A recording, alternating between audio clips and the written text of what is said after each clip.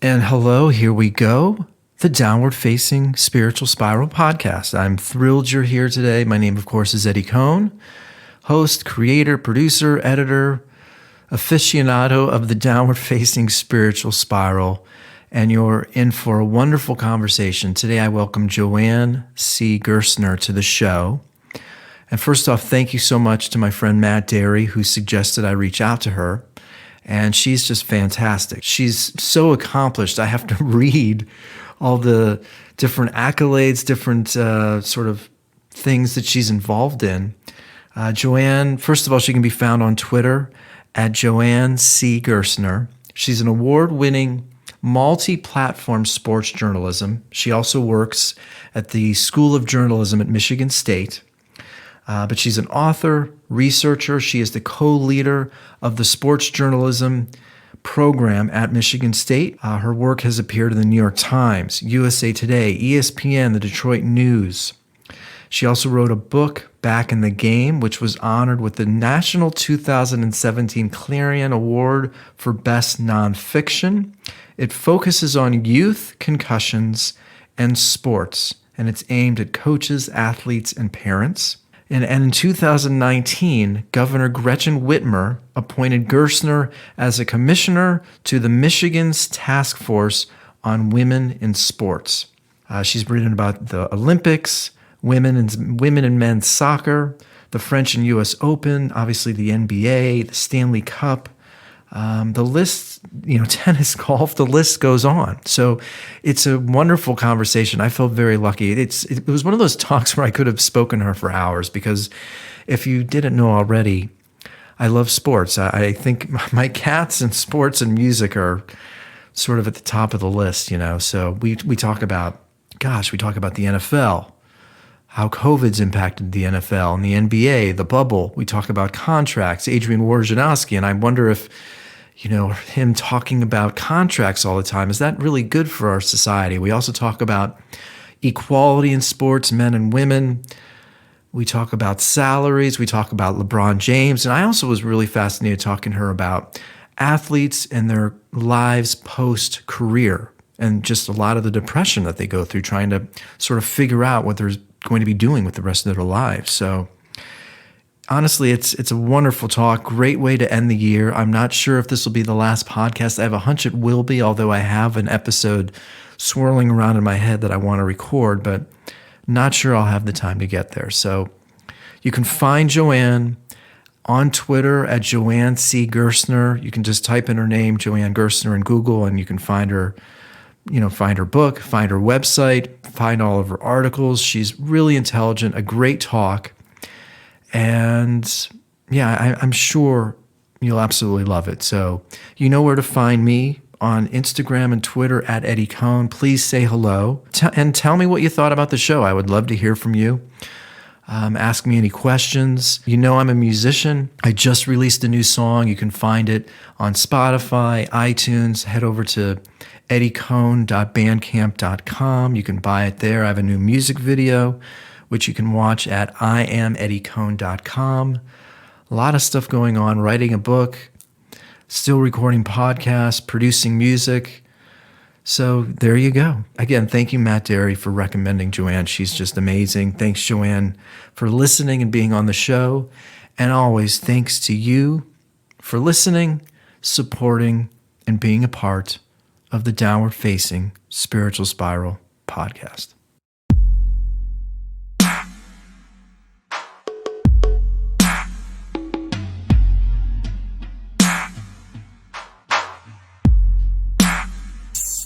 You remind me of myself, only in one regard. You have your hands on a lot. So to sort of, figure out where to focus for our 4-hour conversation is going to be challenging, but I'm kidding about the 4 hours. Where did your love of sports begin? Childhood. I've always been a sports fan. Growing up in Detroit, I was obviously exposed to 4 major professional sports teams in Michigan and Michigan State. And my parents We were huge soccer fans, and we also get the Canadian broadcasting service in Detroit. So I got to watch, World Cup skiing and all kinds of stuff that wasn't normally on television in the United States. So we always love sports, and I'm a pretty good athlete myself. And also, I had the blessing of being born, post Title IX. So there were many opportunities open to girls like me that were not available to women from previous generations. So it was kind of in the right place at the right time, and things just worked out. Yeah. And then, so, I mean, what did you play? I played everything. So I played softball. I played tennis in college. So tennis was my favorite thing. But I did figure skating, played basketball, I played volleyball, I played golf. So I pretty much, whatever my parents signed us up for, we played. This is myself and my younger brother. And, we just enjoyed being out there and having fun. And like I said, it was part of the generation post-Title IX boom where, kids, 70s, 80s, 90s, girls were out there playing with the boys. There were no limits. What do you mean post-Title IX? What is that?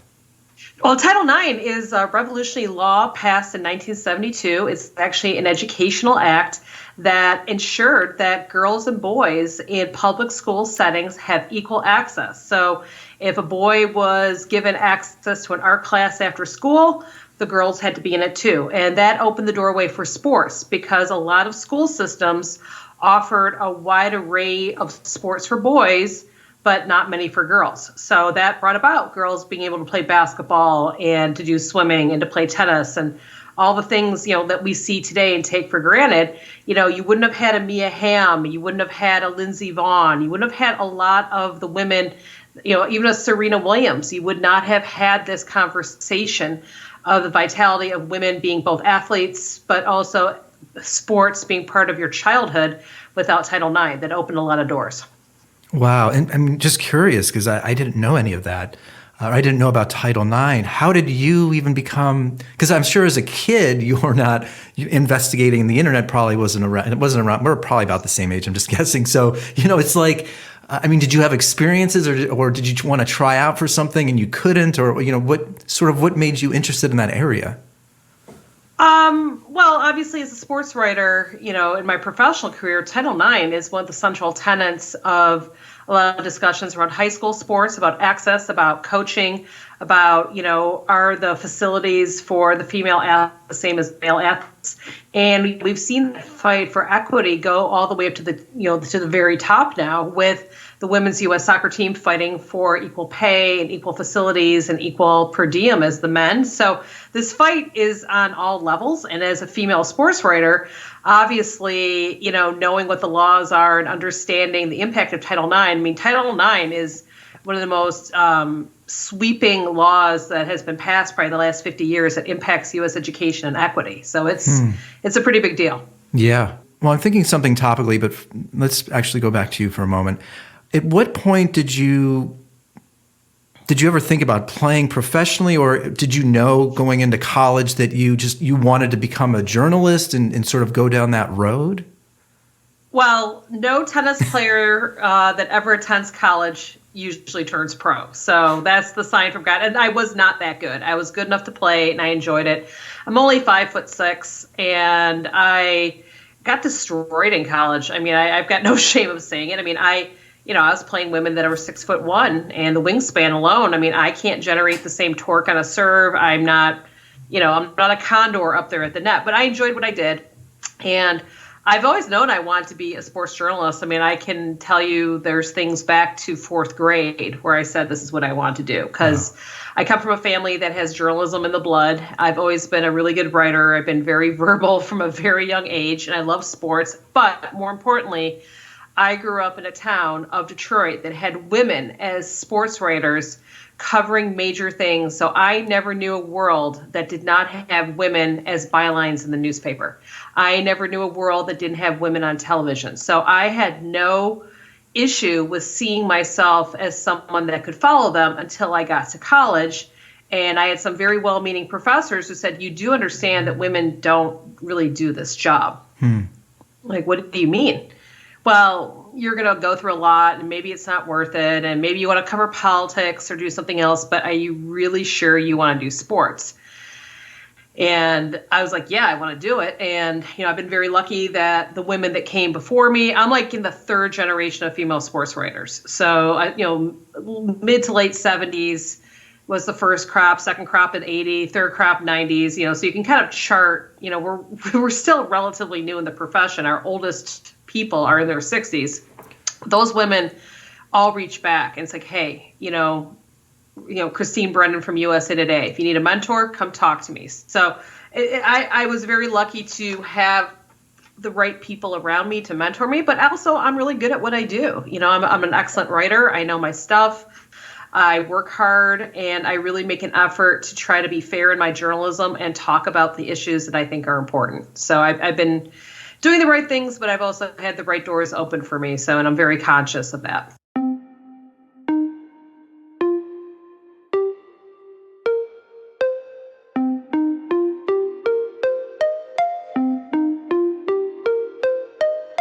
There's obviously a huge push over the last 20, 30, 40, 50 years for equality. And I understand the intention, of course. But sometimes I also think we're trying to create a level playing field it's not possible. Men are better at some things than women are better at, and vice versa. And then I think about the money factor. Obviously, I think TNT, I don't know, but you would know better than me. TNT is probably getting paid more advertising for their men's as opposed to if they were playing the WNBA. Are we ever going, is it, I guess also, not that there's this quote unquote boys club and that's a good thing, but is it okay that women have their thing and men have their thing? And you know what I'm sort of getting at? Well, that's a super complicated question because obviously there's sports in which you can do a direct comparison, like tennis.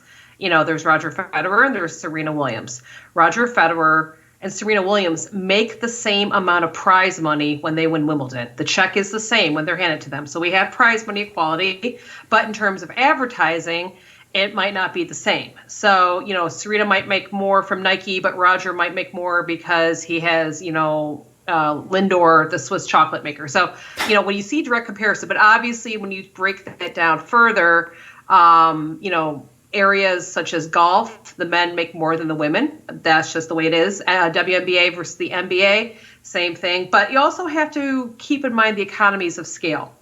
It took the NBA almost 50 years to get to where it is now. If you go back in the 60s and even the 70s, the NBA was nothing. It was not making money. It wasn't until the 80s, TV contracts, advertising, the coolness factor of having Bird and Magic and the Dream Team into the early 90s, that propelled the sport into a different level. So women's sports, again, are relatively new. We've only had the WNBA for about 20, 25 years. Women's soccer is now starting to explode around the world. So the areas where we see growth, the growth is going quickly, but this whole notion of equality in terms of pay, I don't think it is truly reflective of the market. You need advertisers, you need TV eyeballs. But that being said, look at the U.S. Women's National Soccer Team. The ratings for the Women's World Cup were through the roof last time. What's the most popular sports at the Olympics? Swimming, diving, figure skating, gymnastics. Those are all women. Yeah, that's a great point. It's interesting. I'm just thinking about the sports that I typically watch, and I love the NBA. But when I've watched the WNBA, I'm bored, and it's not that I'm not trying to be offensive here, but it's just, to me, it's not the same. It doesn't have the same entertainment value to my eyeballs as opposed to when I'm watching men's basketball. But you bring up a great point. When I watch the Olympics, women's track, swimming, gymnastics, I love those just as much as maybe even more than when I watch the men's sport. I guess the tricky part here is as you sort of brought up, where is the advertising dollars going? But is that an excuse? Is that fair? And then again, I don't know, you would know better than me, but I get the sense that WNBA games, they're clearly not charging as much, for tickets as they are. So yeah, it's complicated.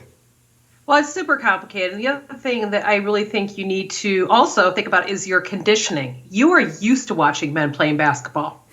And me too. That's what we grew up. So the whole concept of seeing the women's game, which is naturally different because, a lot of those women can dunk, but the whole kind of, if you really talk to basketball purists, people that are really into the intricacies of the game, they actually like the women's game more than the men's because the women actually run more plays and are more the technical basketball. The guys are more the highlight show. I'm going to break you down. I'm going to take you around. I'm going to, Steph Curry taking a three from God knows where, Durant going in for a rim rock or dunk. That's not going to happen in the women's game. But here's the thing. You're also conditioned to watching men play basketball. And it's going to take, I think, the next few generations. I mean, think about the flip side. We're probably the only country in the world in which if you go ask little kids, like, hey, who plays soccer in the U.S.? They're going to answer women. Yeah. So used to our women winning and playing. Our guys have a long way to catch up because obviously the men's game is incredible at the national and the world level, but it's conditioning.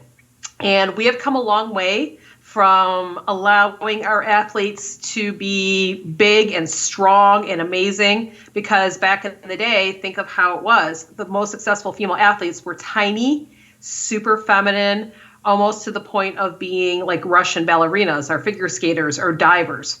While the majority of women's sports, you got to be big, you got to be strong, you got to be conditioned. And I think we have really redefined in the Western world anyway, the whole concept of what a woman can look like, what a woman can do as an athlete. And frankly, women like Martina Navratilova with weight training and conditioning ushered in a whole new way of treating the female body as an athletic machine and not this delicate piece of china that can't run the Boston Marathon because you'll never be able to have a child, that kind of crap. So we've come a long way. It's funny, part of the reason why I brought up my podcast a couple of years ago, and this will relate to sports, is I think social media is really ruining the world. And just for example, I think it's created a world where eyeballs is the most important sense, like all the other senses, touch, feel, hearing. But then I start to think as you're talking, it's sad, but Katarina Witt, and I'm suddenly forgetting the really attractive blonde tennis player over the last 10 years. They had Steffi Graf. I don't know who you were thinking about. After her. We had Celis, and then you had Capriati. I think no, but gosh, and then after that you had Carolina Wozniacki. So I'm trying to think of who had the blonde ponytail. There was another one. It doesn't, but I'm starting to think it's sad, but gosh, are we really just that superficial? And the Chris Evert boys, she was obviously great, but it certainly probably didn't hurt that she was attractive. Is this just sort of is this just like ingrained in us, DNA, that we're just instantly, I don't know. What do you think? You're not agreeing with me, but. Obviously physical beauty has always been an element of society. I mean, you go back to the Greek classics, Helen of Troy, or, Cleopatra, or, you could literally rattle off. There's always been the Kim Kardashian beauty first philosophy throughout history, throughout time. But I think the difference is we as a society are more open into accepting women for being sweaty and having muscles. And, just the idea of women boxing in the Olympics. If you had said that to somebody in the 1950s, they would have fallen over. And now if you watch Clarissa Shields, she's a beautiful boxer. She's technical. She's nasty. She'll kill you. And that's everything you'd want in a boxer. It just happens to be she's a woman. So we have changed. But also you have to remember, look who's coming up. Us, women. We're the majority in society right now. And we, for many years, up until, again, probably 70s, 80s, 90s, were not acknowledged as a group of sports fans. Everything was by men, for men, with men in mind. Well, you now are leaving more than 50% of the potential viewing audience behind.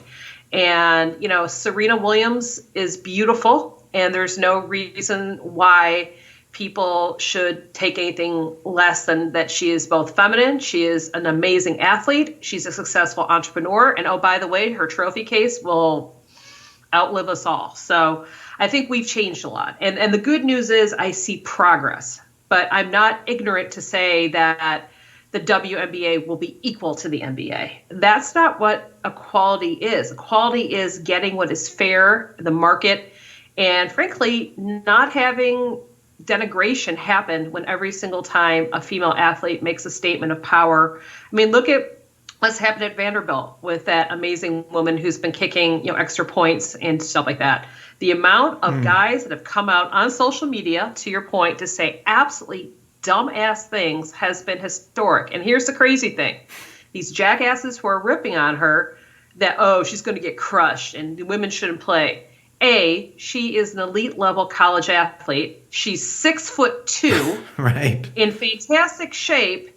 And oh, by the way, have you looked around and see the size of your average male kicker in the game? I went and looked. In the Big Ten, there are 4 guys between 5'6" and 5'8", and they're about 140 pounds. Are we worrying for them?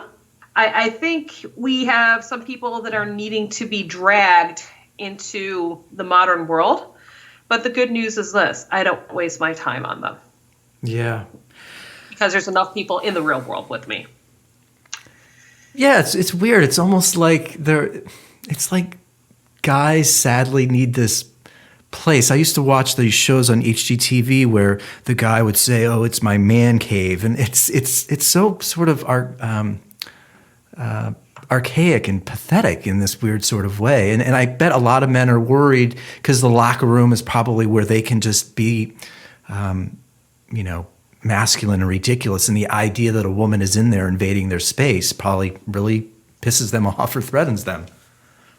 The people that, from my experience as a woman who has gone into many locker rooms to do my job, the people that are offended are 99.9% out of 100 the ones that are never going in there.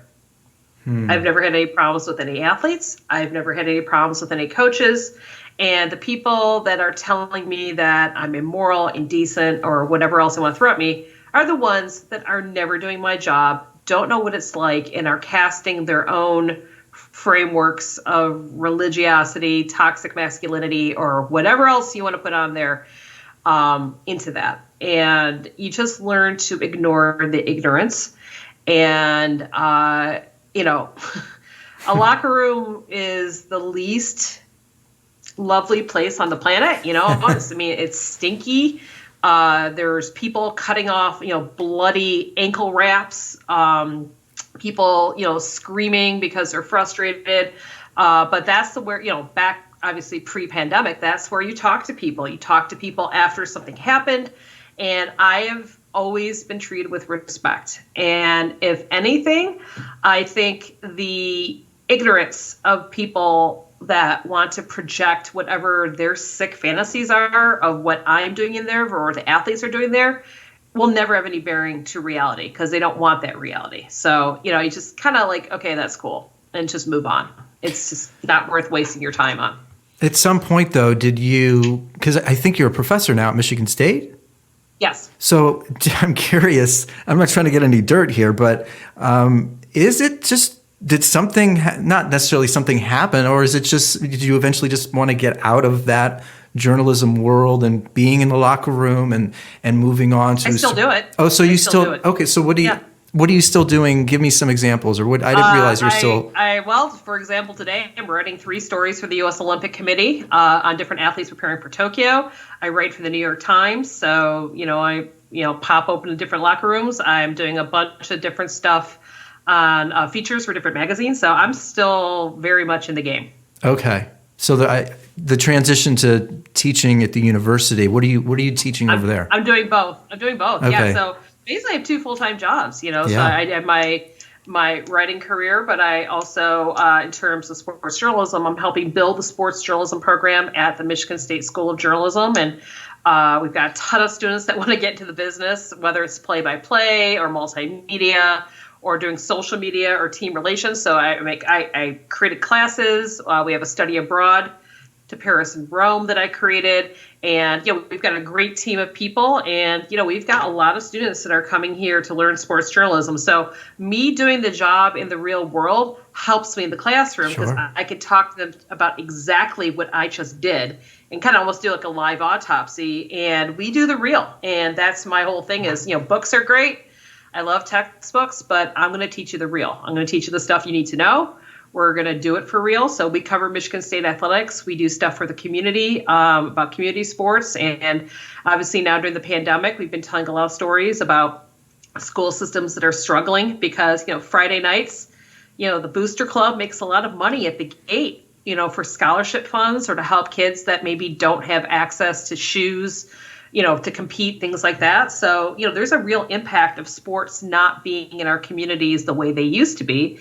And I really want my students, and this is usually senior level, to really look for the nuance, look for the people. Let's tell the stories of what's happening in the world through the lens of sports. So I feel very lucky that I can do both. As I joke with my students, I can still very much hit the fastball in the sports writing world, but I'm also here to show you now how to hit. I'm like your hitting coach. So, let's get in the cage and start, hopefully fouling fewer of them off and hitting them more straight. So it's fun. I'm very lucky.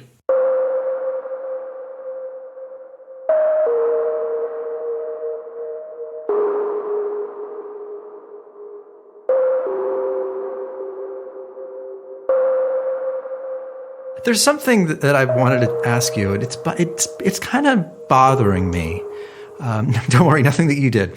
I'm a big sports fan.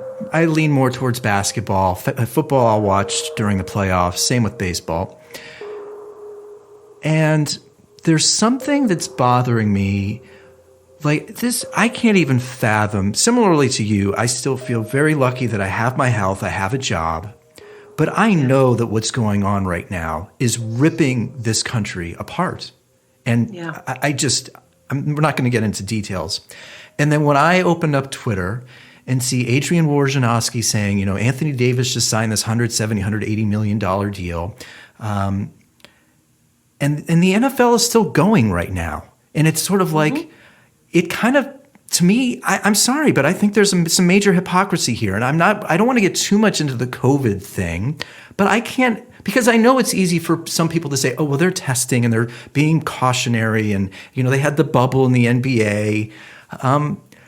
But this sort of just seems like this is an example of money and money talks and money leads. And it's like, let's just, all you small business owners, you can't work. The government's giving out this little bit of money. Now they sort of stopped. But the NFL, you can keep doing your thing because you're a billion-dollar corporation and America still needs the NFL. There's something that feels off to me.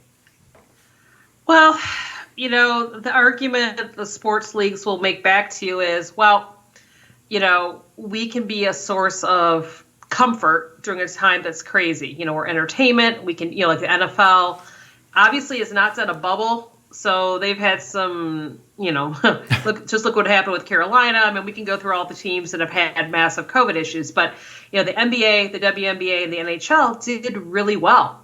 And they did have, their competitions and, got through to the finals and all that other stuff. And their argument to you will be, well, if we can operate safely and we have the resources to do so, why not? Your small business doesn't have the resources that we do, which is true. And obviously, both the federal government and the individual states felt it was a priority to allow professional sports to continue. But look what's happening at the college level. I mean, I'm in Big Ten country. The Big Ten schedule has been Swiss cheesed, by Wisconsin going out and then Penn State and then Ohio State. I mean, I think Michigan State's one of the few teams that I know of, and maybe Northwestern, that has not been completely decimated by a COVID wave and missed some games. That's where you're starting to ask, well, wait a second. These are student athletes playing for scholarships. Are we now terming college students as essential workers? Because basically, let's be clear, that's what we term professional athletes, as essential workers. We put them in that same protective class to let them operate business as usual. Obviously, no fans, no vendors, all that other stuff. However, the reason we do it is because of television. We really don't need fans. We have proven that the ticket prices don't matter, the suites don't matter, but having the games on ESPN or having the Masters with no fans, those are our priorities in terms of both a media standpoint and in terms of a league standpoint. Now, all these leagues, have player associations. They have unions. So the unions agreed to this too. So, I mean, the players at some point were asked permission and they said yes. So I don't think we can compare the overall, but, if I'm a student athlete at UCLA, I had no choice whether or not I wanted to play football or basketball. The best I could do would be opt out. But would I keep my scholarship? Who knows? We have stories of people that opted out for really good reasons, like their health, and they got their scholarships yanked. So are you don't play, no scholarship. So it's a very complicated mess. Are you telling me that, let's just say I'm from Cleveland, the Cleveland Browns, they don't, again, you're educating me here. So fans are fans getting their money back, first of all, for this year with the tickets, or the Detroit Lions? Well, what they did is two things. Number one, a lot of teams are like, hey, you put a deposit down or whatever, for season tickets.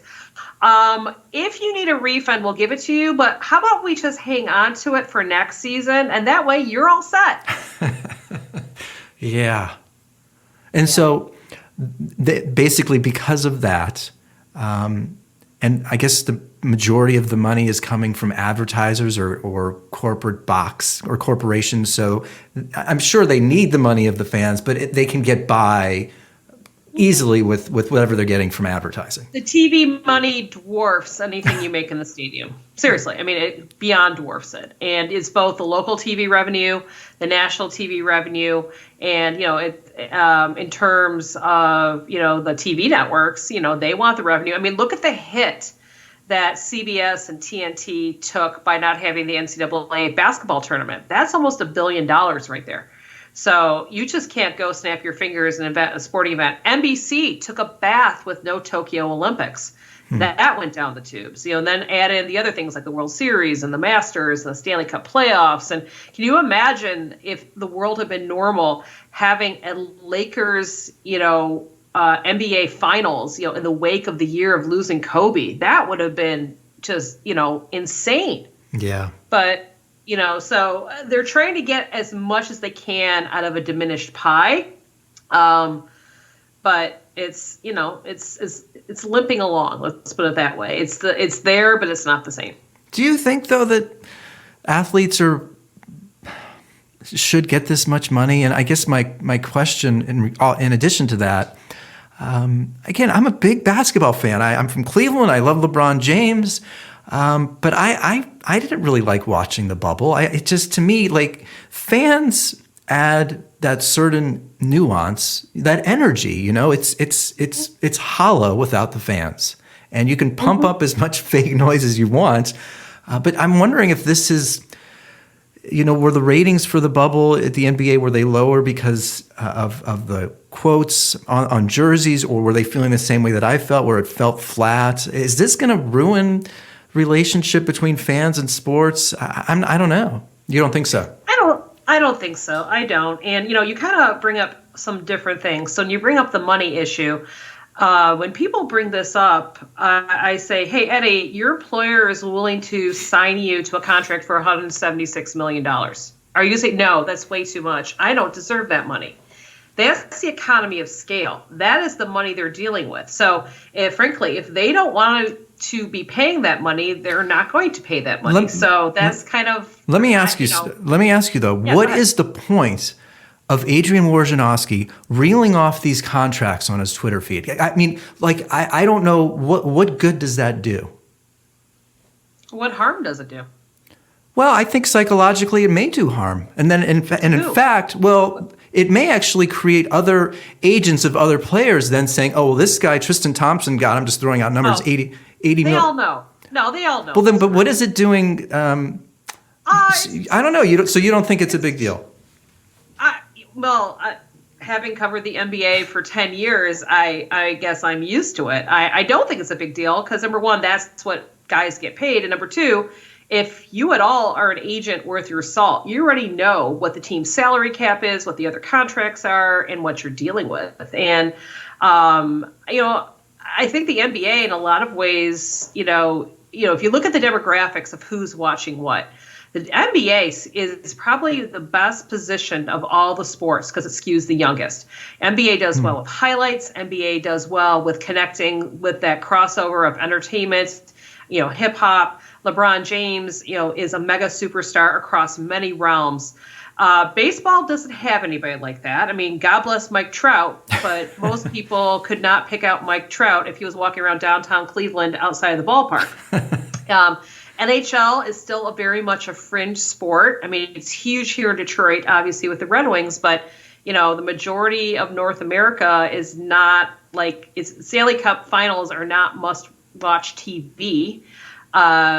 Football, I think, is taking the biggest hit in all of this. And you mentioned some of the, the political statements, the whole Colin Kaepernick thing.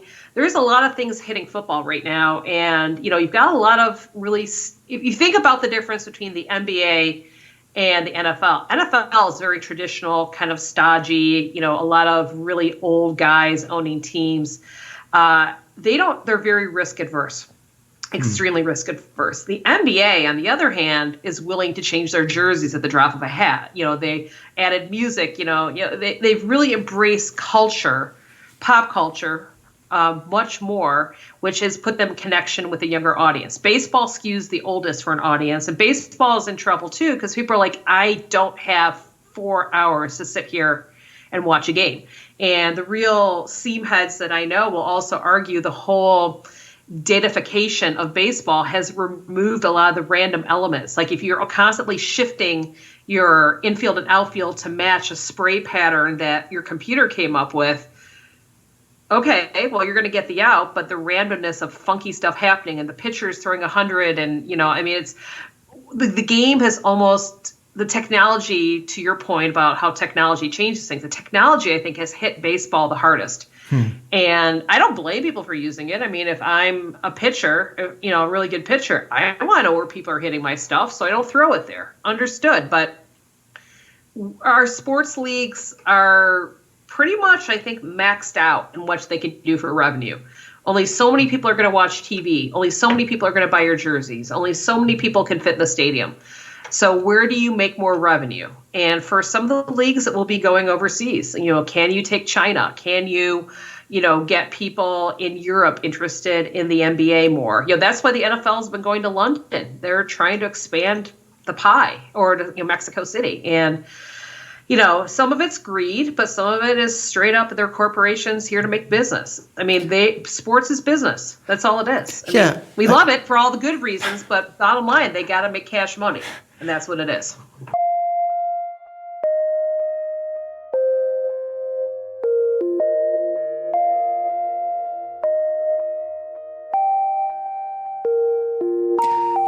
I'm not trying to be devil's advocate here, but I just feel like we just live in this oddly hypocritical world, and we and we talk about equality though, and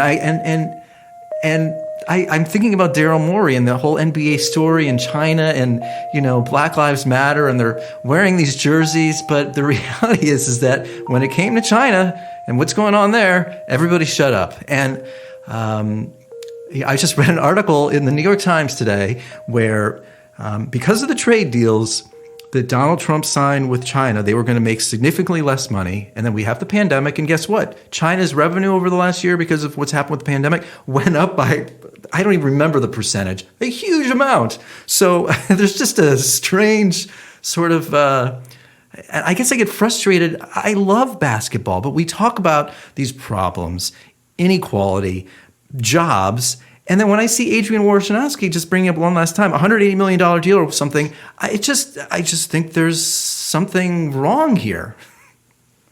Well, I think, I have this discussion a lot with my students that they love sports. And it's like, okay, I know you love sports. I love sports too, but you have to understand that sports is one of the biggest money-making institutions in this country. I mean, if there's no sports, imagine all the arenas and stadiums that are going to be empty. I mean, it'd be like the Coliseum in Rome times 100 in every city, in every college. And, understanding that what we love for the emotional connection, and obviously you being from Cleveland, I mean, even though the Browns up until this year have tortured everybody, there's something in your heart that you love that. I love the Tigers and the Red Wings, but the bottom line is those are all major corporations. It is not much any different than us saying I love McDonald's or I'm ride or die, with Nike. I mean, the spiritual aspect of being a sports fan is very much a religious thing because you believe, they're going to win. You believe in your favorite player. You wear the jersey. But the bottom line is you are a revenue model for this team that happens to do something that you've connected with. And I think that might be a little bit where you're having the issue with Adrian putting out these numbers, because what he does is a overt reminder of the complete commodification of something that we want to see as a pure expression of human athleticism. It is, but it's at a price. Yeah, and I felt inspired to say this, but I will say that when Kyrie Irving hit that three over Steph Curry, that was one of the happiest days of my life. And as it should be. Yeah. So, I mean, I'm not naive to, and I think about this actually culturally. I'm reading the suicide numbers here in America are just up exponentially. Yes. And I remember, like, my landlord came outside to visit a couple days ago, and it was just great to see him and say hello and just chat. And these moments of sports community where you come together and share an experience together does lift the spirits, and those have been eliminated from our lives. Well, sports is the perfect combination of community identity. So yay, Cleveland, right? So we're together bound by the way, my brother lives in suburban Cleveland, so I can say yay, Cleveland. But you have that connection of yay, my town. We have an identity. We won. We are something. And then you have the individual team of, yeah, I like X.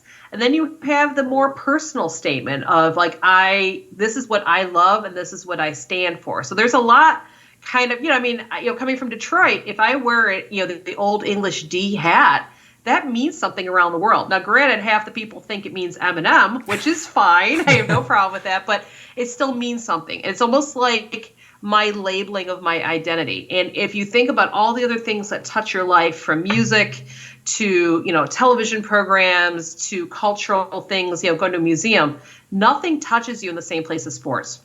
You're not going to run out the street and high five everybody when, the museum gets a new Monet. And you're not going to jump up and down when there's the announcement of the McRib coming back to McDonald's, right? I mean, there's things that we like, but there's things that we love.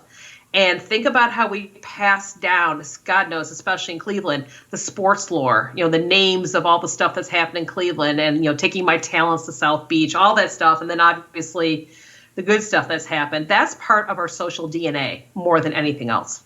Yeah. I am curious, how has, as a professor, and I don't flippantly say that I think technology is ruining the world, and I'm not some old man sitting on my front stoop yelling at little kids or something. Because I use social media. I'm a musician, so I obviously have a podcast, so I share, and I'm working with the company right now to promote some music, and they want me on social media even more. And I understand, but I think what you're talking about actually with these businesses, sports corporations, we are all dealing with the attention economy. And everybody is so distracted. And I was listening to a podcast where things are being created now, knowing that somebody isn't just watching their television, they're watching their television while they're emailing and texting and on Instagram. So, I mean, how, this is a lot here, obviously, to sort of unspool, but I guess just in your career, and then also in your classroom, how have you seen things shifting because of this onslaught of technology? I'll start with the answer in the classroom. I have a no technology rule. So I had students that literally were so addicted to their phones. And let me be very clear. They're great students, but they're constantly like this. Every time there was a notification on their phone, they had to look. And I'm like, why are you looking? I mean, I don't know. Was I looking? They didn't even realize how they were being literally dominated by a little box. And then other students had their laptop open with like 5 screens that they were watching social media, and then they had the phone. So they were going between the two, and they were, so attention, 1/3 to your phone, 1/3 to the computer, 1/3 to the classroom. And so I have a no technology rule that your phone has to be turned over. If we're using our laptops, you need to be present. And that's why I said, your presence, both in a big P and a little p way, is a gift to everyone else in the class. That you have perspectives, you have knowledge, and you have things to offer that no one else can. But if you're offering us less than all of you, meaning you're not present in a way that's productive, you're hurting yourself and you're showing disrespect to other people in the room. And I was trying to explain to them that, when you get out in the real world, it's going to fire against you in terms of building a reputation as someone who's a good coworker. If you're constantly not paying attention to somebody, that's a sign of disrespect. And even if you're not a disrespectful person, it is still extremely rude. And for a lot of them, it's like a detox the first couple of weeks of class. Like, well, are you sure? I'm like, yeah, I'm really sure. So that's been a challenge. Another challenge has been that some students, and thankfully a vast minority, think that I'm Siri, that I should be available to answer an email at 2 a.m. on a Saturday night to ask a question about a syllabus that's readily available. I mean, I think the technology has hurt the cognition of this generation that grew up with it, the iPad since they were 2 years old, because they don't know how to think for themselves. They constantly want someone to give them the answer instead of thinking to the answer and using the technology as a tool to find the answer. And, it's been a challenge, especially as a journalist. We look for the answers. We don't know. We form the questions, but we don't know what the answers are before we start. I don't know what's going to happen in a game before I go there. It's all mystery. I have to live in the moment. And for some students, that is a very disquieting reality because they want to know what the answer is before they start to alleviate any concerns or worries they have. The living in the unknown is not very comfortable for some people.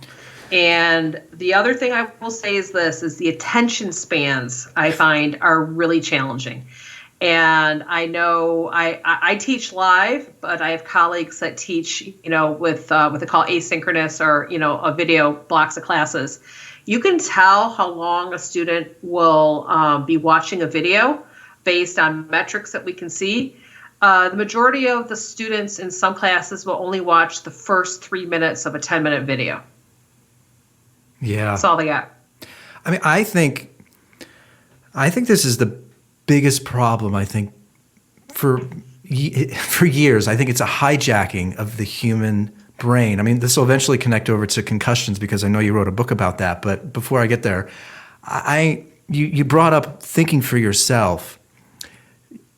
I think about, I wrote a book and I'm trying to get it published right now.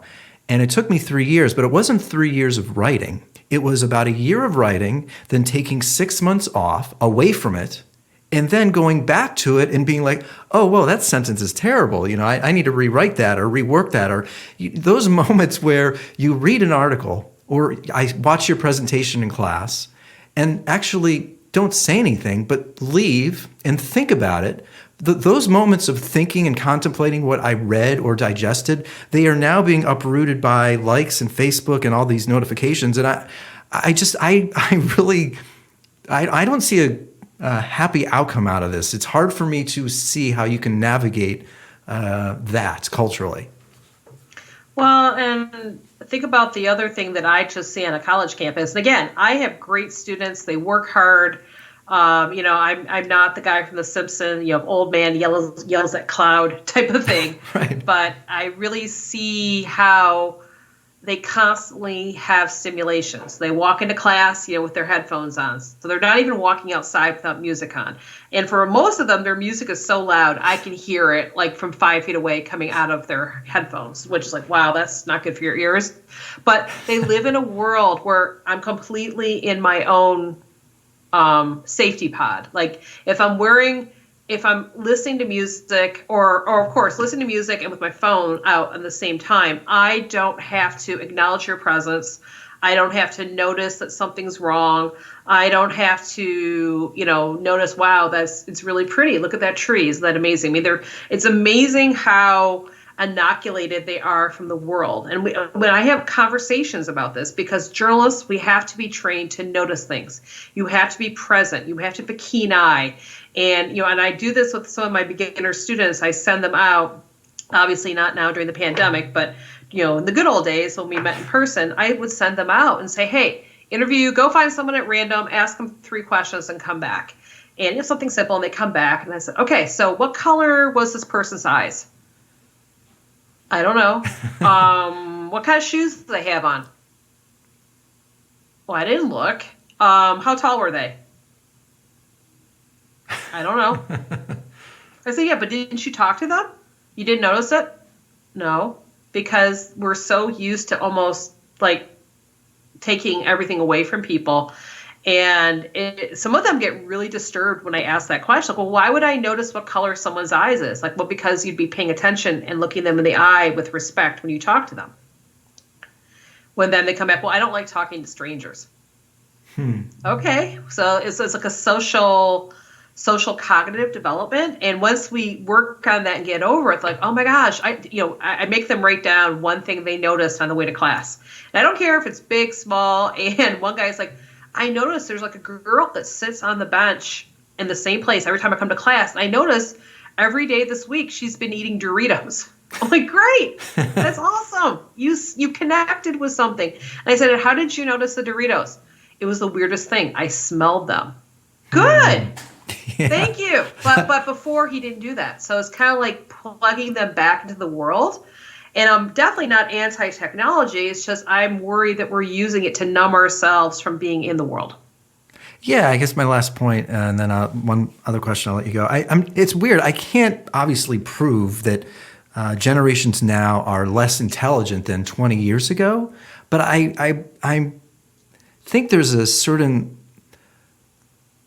layer or some sort of nerves in the brain that I just think when you are alone or quiet, they fire. And I think they're just not, I just think the brains are probably looking a lot different than they used to 20 years ago. Maybe, but you also have to remember, and I can only speak for educational mores in this country, we have become a very clinical type of education in which that we teach to a test. So between all of the tests that are done in the public school system and, obviously in private schools too, that they're constantly measuring things, but they're not measuring critical thinking. They're measuring if an orca is a whale. They're measuring, so I think students are being taught almost like Jeopardy style, memorize a fact to a question as opposed to how are we thinking about things. And and then the essays that they have to write are so pre-programmed of, how you write it and plug a few facts in and, fact patterns, that this whole notion of creativity and, being curious about things and really just kind of, pushing yourself in ways that are, just reading a book or being quiet or having a different way of thinking. And so when I see students get to college, and I'll be like, okay, well, you have an assignment due in 2 weeks. I need you to go out and write me a feature story on a person. A lot of them will look at me like, well, what do you want me to do? I'm like, I just told you what I want you to do. Yeah, but who do I talk to? I'm like, well, you got to figure that out. Well, how do I do that? Like, well, that's the question, and I know I'm teaching them a thought process, and, I'm really happy. And one of the biggest blessings of what I do is when I see them learn and grow and change, it's there. It's just I don't see them being forced to work in that way, because think about it.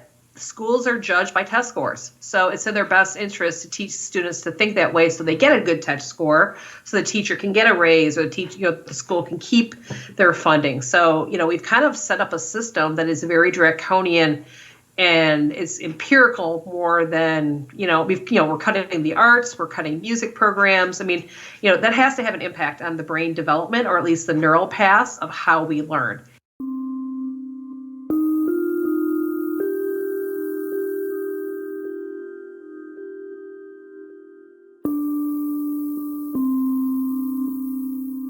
we have become, to your point that you just shared, just into numbers. And we're data driven. Say that again? Also, we're data driven, but also you have to remember one other thing. There's the rise of fantasy sports. Fantasy sports is all data driven. So, we're and people debating about saber stuff and war, and we're very stat geeky right now. Yeah. So last question, how did you get into concussions and writing a book about that? And are you also a neurosurgeon for your third job? A few things. Number one, I've been writing about concussions my entire career. I mean, I can't tell you how many athletes I have covered that have had concussions. And one of the things that kind of led me to want to know more was around 2010 when I started doing a lot of stuff. I was doing a lot of the blogging for the New York Times for the NHL, and I was writing about Sidney Crosby like over and over and over. And his concussion symptoms were constantly changing. I could not get a doctor for the life of me to tell me, how does this make sense? That the guy is fine today, and tomorrow he's out with a crippling migraine, and then 2 weeks he's seeing another doctor. I mean, I don't understand this progression. I mean, there must be something more going on here than just a concussion. And you got to remember, 2010, we were still in the concept that concussion wasn't a big deal. It's just a knock to the head, get up, so what, you got your bell rung, all those absolutely ridiculous things. So I decided, I had a friend who had done this fellowship at the University of Michigan. It's amazing. I mean, you apply for it. It's extremely competitive, but they basically say, you have the entire assets of a world-class institution. What do you want to learn? Do you want to learn art history? I mean, whatever your particular interest is, whether it be esoteric or big, we want to give you a year to take a year off of your career and figure something out. And I proposed, I was at ESPN at the time, and I proposed that I want to literally learn about neurology. I want to learn what the brain does when you get concussed, how it's treated, what is going on. And I was lucky enough to win the fellowship for sports.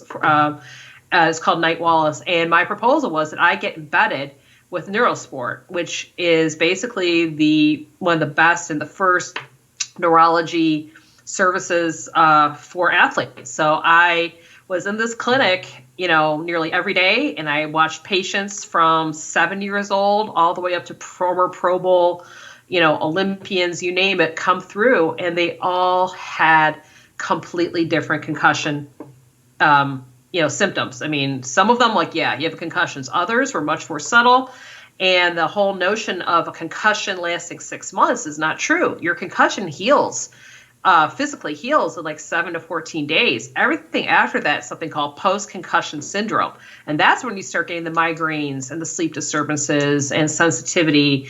And, an athlete's psyche is very fragile in that playing sports, especially if you go on to become a professional or elite, that's your identity. That's who you are. So if a concussion is taking you away from doing what you love, and God forbid you're a player near the end of your career going into free agency, or if you're a female athlete that your very job is being a gymnast and you're probably going to land on your head over and over practicing, that is really scary. And for athletes who are retired, they have a complete loss of identity. I mean, you're nothing anymore. I mean, obviously LeBron's going to be whatever, but the other guys on the Lakers that are at the end of the bench, they've been the best everywhere they went their whole lives, and now they're going to be in the real world. So there's depression, there's loss of identity, there's sleep disturbances, there's pain. So I learned a heck of a lot, and I was very lucky to be with one of the preeminent doctors in the field. His name is Dr. Jeff Kutcher, and he works with pro athletes, and he basically said, okay, you want to learn? Let's go. And he treated me like I was a resident. So I had to read papers and learn stuff. And, obviously I could ask questions, but it was like a crash medical school.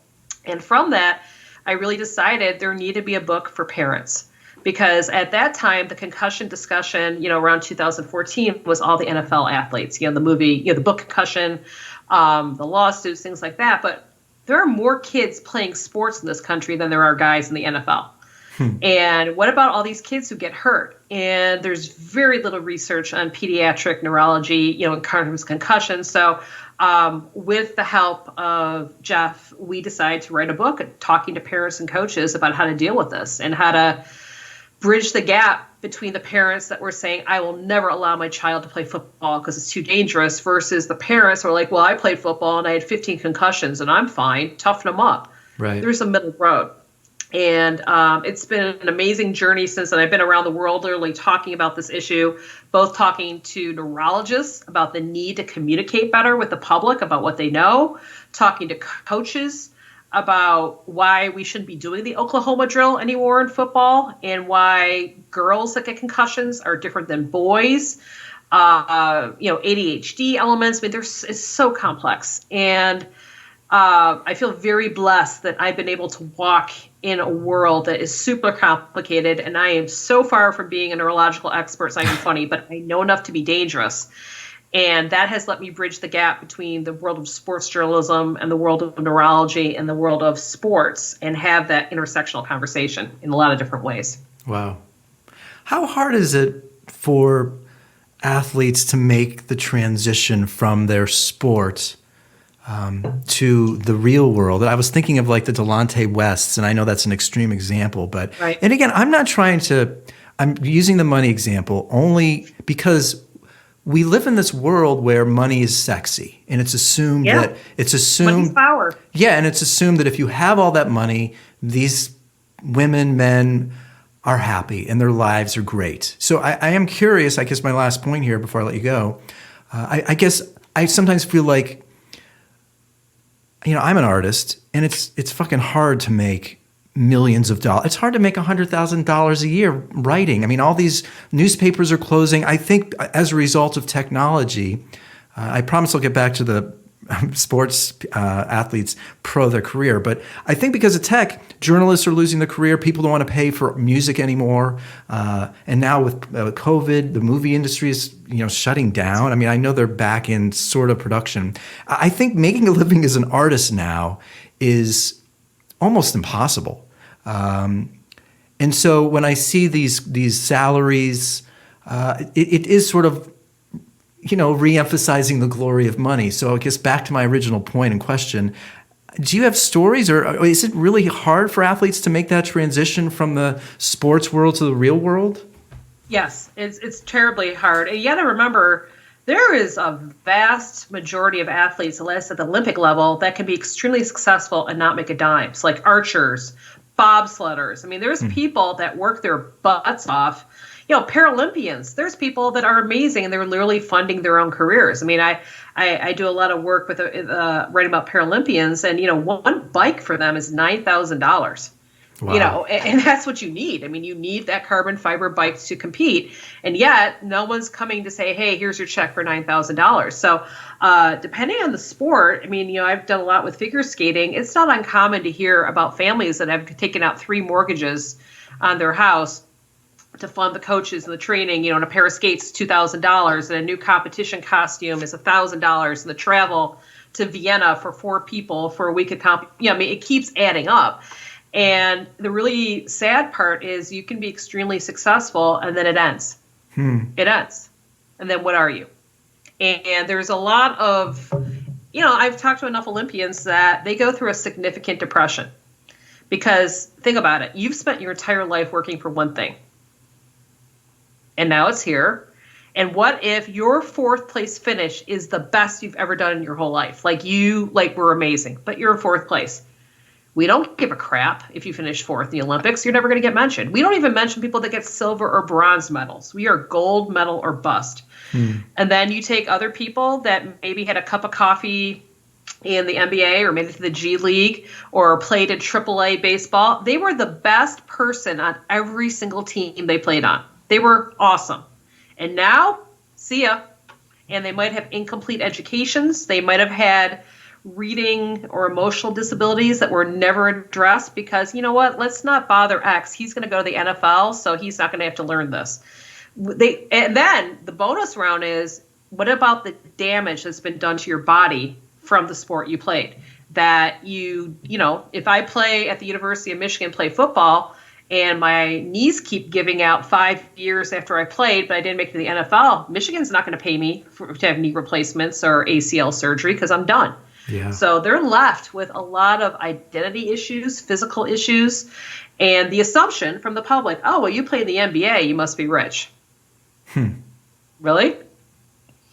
What about a guy who, is a really good golfer? He's on the tour, but what if he's finishing 100th at the Waste Management Open and getting a check for $4,000? Yeah.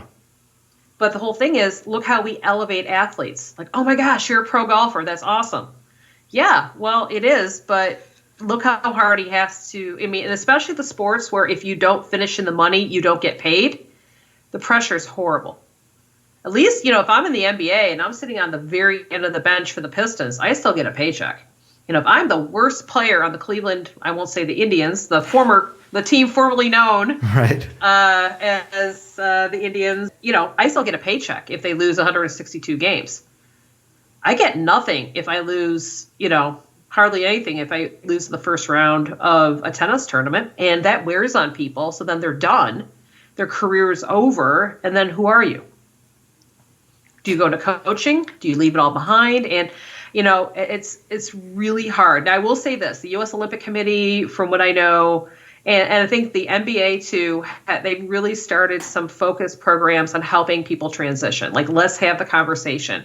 I know some universities are fantastic about inviting athletes back to finish their degrees if they left early, putting classes online or figure out a way to get them done. So we have more of an acknowledgement now about that you don't, go to athlete heaven, but especially for male athletes where it's been their whole identity that you have been the guy since you were 9 years old. And not just that, your family has had status in your town because you are the guy. Man, it's not easy. It's not easy. And it's just, you see it from high schools. The people that put their kids, my son's number 99 on the football team on the front lawn. That's not normal. But I mean, we build this whole identity up, and when it ends, and here's the thing, even for LeBron, it's going to end. But LeBron, you can already tell, has set himself up business-wise to do other things. And yes, he has the money, understood. But I've been around enough athletes where I've been there and I knew their career was over because I saw the torn knee or I saw the Tommy John or, catastrophic injury. And I've talked to them a couple of days later and they're like, I don't know what I'm going to do with the rest of my life. This was it.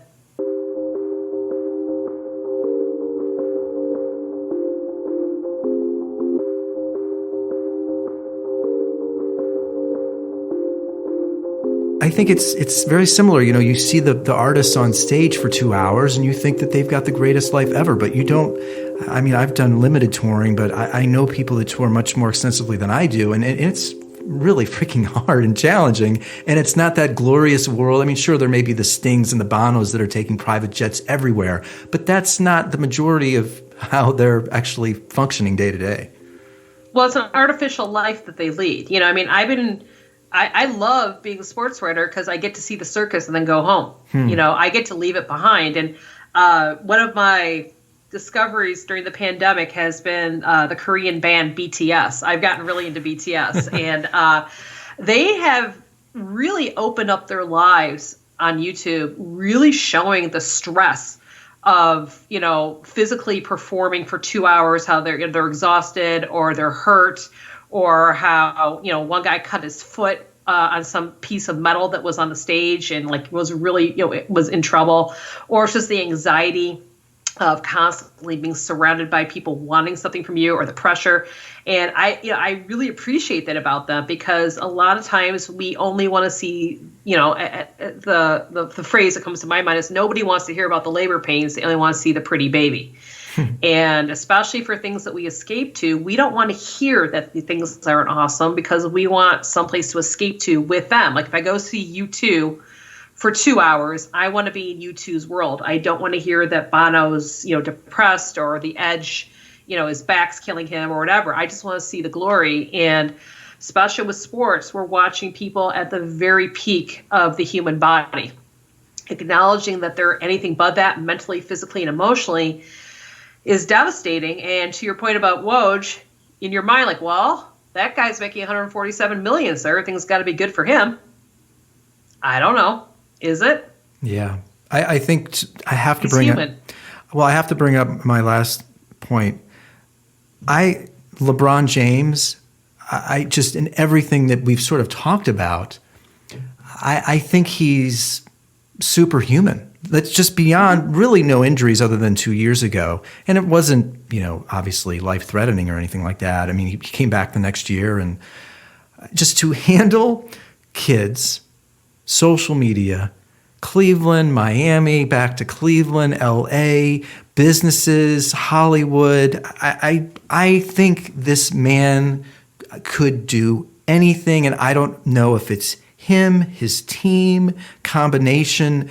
I don't think I know a lot of people want to compare him to Jordan and Kobe, but I think he is just on a whole other level. Well, and I will say this. I've been around LeBron a lot because obviously the Pistons and the Cavaliers have a little bit of a history from that time. But you got to remember, LeBron's mom had him when I think she was like 15 years old. Yeah. It could have gone really sideways. It was tough for her, tough for him. Going straight from high school with the expectations of there's a lot of parallels between him and Tiger Woods. Like, people have always known he was the chosen one. And to go from that straight to the NBA as a man-child, because think about it, you're still 17 years old. Physically, he's a man, sure, but emotionally and mentally, you're still 17 years old. And now you're hanging out with a bunch of 28-year-old guys that, you can't even, Drink. You should be off in college, kid, go whatever. So he had that.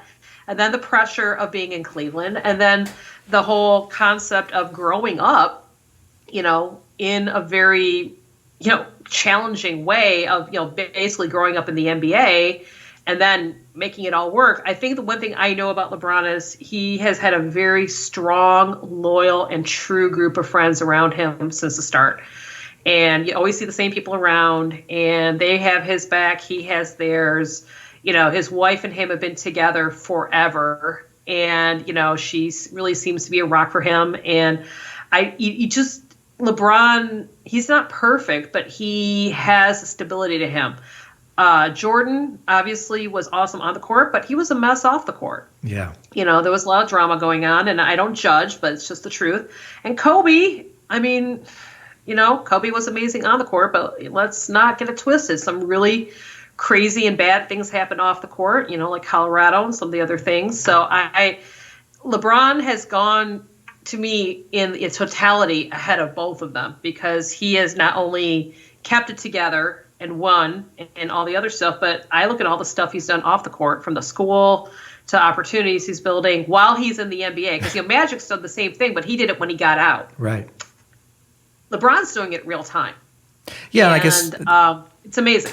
Yeah, I guess that was my point, and you proved it perfectly. It's hard, first of all, to compare talent on the court, but when you bring up all the other arenas that you just did, it's amazing. It's amazing, and I'm happy. I'm truly happy for LeBron because, I know how much he means to people, and I know how much good he's doing. That school alone is doing unbelievable amounts of good. And, I think he's truly still engaged, even though he's a multi-millionaire living in a palace. I think he's still in touch with the person he was and where he came from. And even though he's all LA and awesome now, I think at the end, if you ask him, who are you? He'll say, I'm a kid from Akron. I mean, he knows who he is. He knows where he's from. And, I'm happy that he's had the chance to enjoy a good life at home, a good life on the court. He's represented Team USA very well. I mean, I've been around Team USA at the Olympics, and LeBron gets 90% of the media, and he handles it with grace and class and a smile. And he gets it. He really gets it. And I'm sure it's not easy. And I'm sure there's times he'd like to say, get the hell away from me, just leave me alone. But he gets it. And I think you saw that at Kobe's memorial of how he really, he was grief-stricken.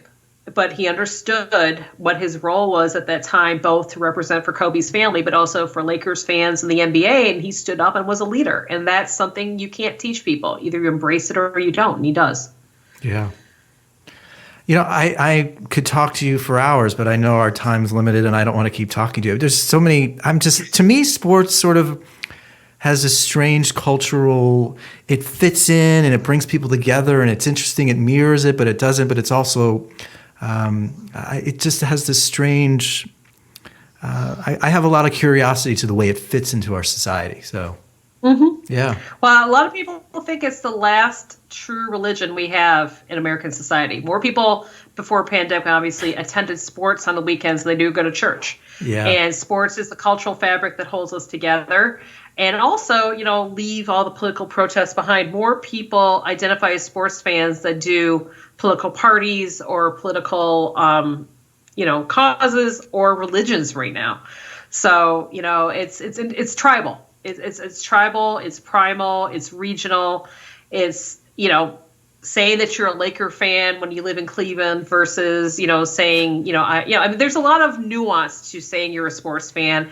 And now that we're a global society, you might get American kids just as likely saying I'm a Manchester United fan, and then mention I also like the Cubs. So we've become very global, and I think that's really exciting. But sports is, I think, one of the last true commonalities we all can share. We can all sit down and watch the Olympics.